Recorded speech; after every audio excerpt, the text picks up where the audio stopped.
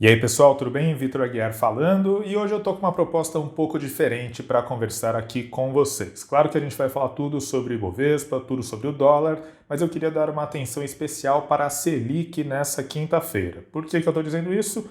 Porque, bom, ontem o Copom se reuniu e cortou a taxa básica de juros do país em 0,75 ponto, o que foi um movimento tido aí até como mais agressivo que o esperado por boa parte do mercado. Com isso, agora a Selic atingiu um novo piso histórico de 3% ao ano. Mais que isso, a gente teve algumas sinalizações que também foram tidas como surpreendentes por parte da autoridade monetária, entre elas uma linha do comunicado que deixa bem claro que o plano do Copom é de promover mais um corte na próxima reunião. Esse corte pode ser até de 0,75 ponto, que foi aí a redução promovida ontem.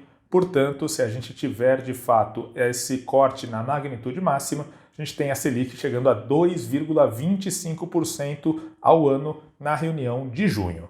Bom, por que eu estou dizendo tudo isso? Porque quando a gente olha para o comportamento dos mercados hoje, fica muito claro que o dólar, principalmente, está se ajustando a essas sinalizações do Copom. O dólar abriu muito estressado nessa quinta-feira e agora, por volta de 11 da manhã, já está aí perto de R$ 5,85 no segmento à vista. O dólar nunca tinha superado a faixa dos 5,80, então ele está disparando e caminhando para novas máximas. E por que é que a gente tem essa relação? Por que é que o corte na Selic acaba trazendo pressão para o dólar? Bom, tem alguns fatores técnicos envolvidos nessa questão, eu vou tentar explicar isso de uma maneira mais ou menos simplificada.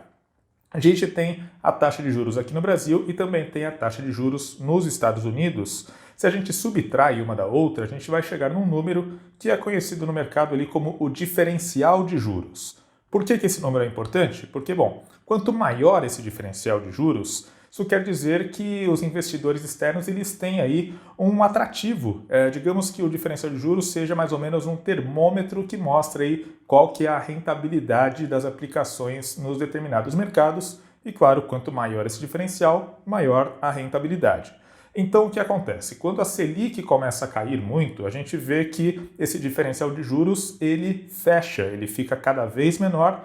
Portanto, esse investidor que está atrás só dessa rentabilidade fácil, com base na taxa de juros, ele vai ter menos impulso para colocar dinheiro aqui no Brasil.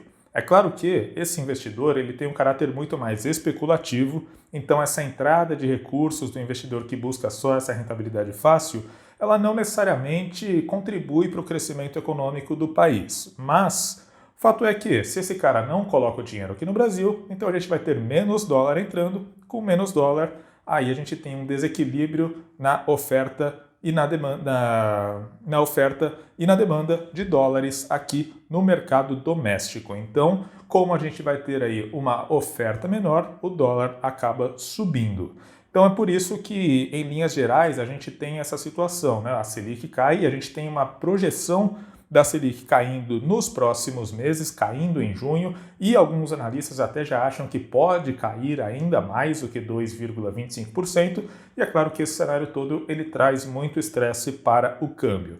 Até onde vai o dólar? Olha, é difícil a gente fazer alguma projeção. O que dá para dizer é que, em linhas gerais, o Banco Central não parece muito preocupado com essa escalada do dólar. E por que eu digo isso? No próprio comunicado do Banco Central, emitido ontem, a gente vê que o Banco Central ele faz várias simulações para os cenários de inflação, e a inflação ela está muito baixa aqui no Brasil ainda, né? A gente tem um cenário aí de economia em contração por causa do coronavírus e as variáveis inflacionárias elas estão sob controle. Sendo assim, mesmo quando você tem uma desvalorização do real em relação ao dólar, a gente vê que o impacto na inflação é muito pequeno e a inflação ainda fica ali dentro da meta que o Banco Central está perseguindo ou até mesmo abaixo da meta. Ou seja, traduzindo isso tudo, isso quer dizer que para o Banco Central, eventualmente um dólar a R$ 6 ou até um pouco acima, isso não geraria grande preocupação no lado da inflação. Portanto, o Banco Central aparentemente está confortável com esse movimento de alta da moeda americana. Claro que se a gente tiver uma esticada bem mais intensa, o dólar vai para 8, vai para 9, provavelmente o Banco Central vai fazer alguma coisa, né? Não é bom que a moeda dê essa esticada tão forte num período tão curto, mas me parece que nível de R$6 ele já está logo ali na esquina e quando a gente atingi-lo não vamos ter aí nenhuma grande comoção por parte da autoridade monetária. Falando rapidamente sobre o Bovespa abriu em alta, agora já virou para queda, isso porque a gente tem um cenário político bem mais complicado no Brasil. Ontem a Câmara ela aprovou, né, o pacote de auxílio emergencial a estados e municípios, o que, é claro, traz pressão fiscal e isso também, de certa maneira, mexe com as projeções para o dólar. Bom, gente, eu vou continuar acompanhando o mercado, conforme for, volto aqui para falar com vocês, tá certo? Tchau, tchau, um abraço.